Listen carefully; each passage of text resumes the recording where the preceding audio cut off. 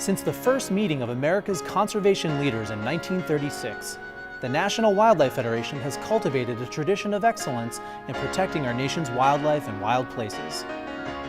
It was in the grand ballroom of the historic Mayflower Hotel that the best and the brightest gathered to lay the foundation for wildlife to thrive.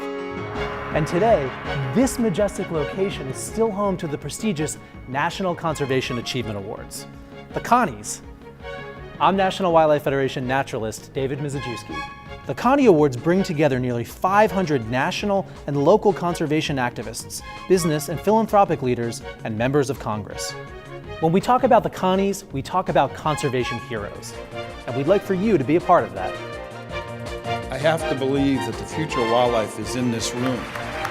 And in 2011, our organization's 75th year, the Ding Darling Conservationist of the Year Award went to Robert Redford and his commitment to raising worldwide awareness of environmental issues. As I look at where we are now, I can't tell you how important this organization is, and I will be committed to it as long as I'm around. From the very beginning, the Connie Awards have showcased our conservation heroes. In 1965, at the inaugural event, First Lady, Lady Bird Johnson, set the standard for those honorees who followed.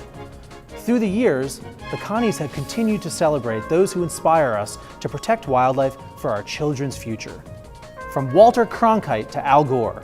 It's going to take all of us and more to win the battles for. From John Denver to Stuart Udall.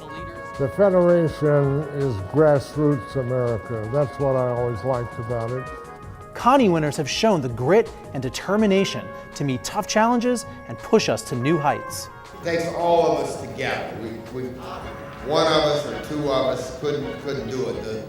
The strength of the wolf is in the pack. The National Conservation Achievement Awards honor an illuminating spectrum of champions for wildlife.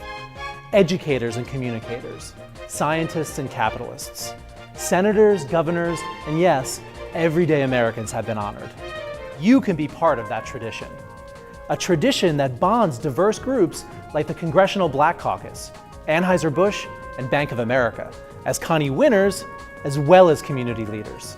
We're out here to help clean up the Anacostia, and I know our company's doing a lot with green initiatives now, and we're just real pleased to partner with National Wildlife in this effort.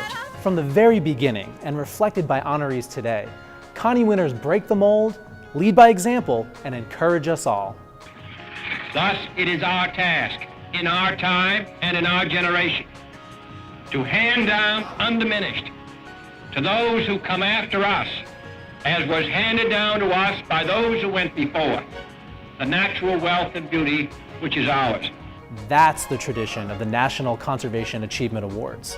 It's a tradition of hard work and determination. We can and we must take the right steps as we go forward over the next year, 2 years, 5 years to protect wildlife. It's conservation heroes celebrated on the national stage. The 2012 National Conservation Achievement Awards will be back at the Mayflower, right where it all began, and where a new conservation future begins. Will you be a part of that future? Go to nwf.org to find out how you can get involved. Help us inspire Americans to protect wildlife and wild places for our children's future.